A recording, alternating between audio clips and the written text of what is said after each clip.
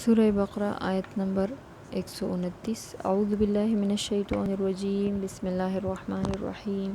ربنا، اے ہمارے رب، وابعث اور بھیج، فیہم ان میں، رسولاً ایک رسول، منہم ان سے، یتلو وہ پڑھے، علیہم ان پر، آیاتک تیری آیتیں، ویعلمہم اور انہیں تعلیم دے، الکتاب کتاب کی، والحکمت اور حکمت کی یا دانائی کی، ویزکیہم اور انہیں پاک کرے، انک بے شک انت تو ہی، العزیز غالب ہے، العزیز غالب ہے، الحکیم حکمت والا ہے۔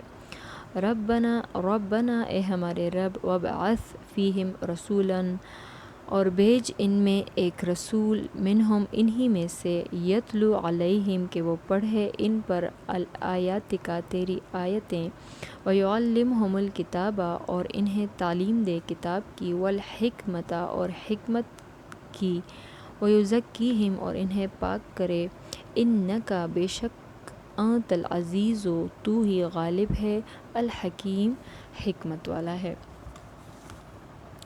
اور یہ وہی دعا ہے حضرت ابراہیم علیہ السلام کی۔ حضرت ابراہیم علیہ السلام نے دعا میں فرمایا کہ اے پروردگار، ہماری نسل میں سے یعنی ایک رسول جو ہے بنا لے،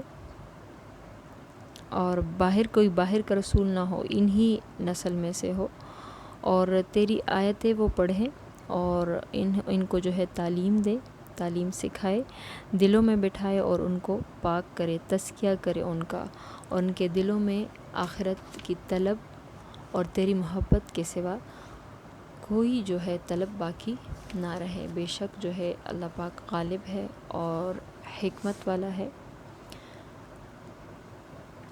وآخر الدعوانا الحمدللہ رب العالمین۔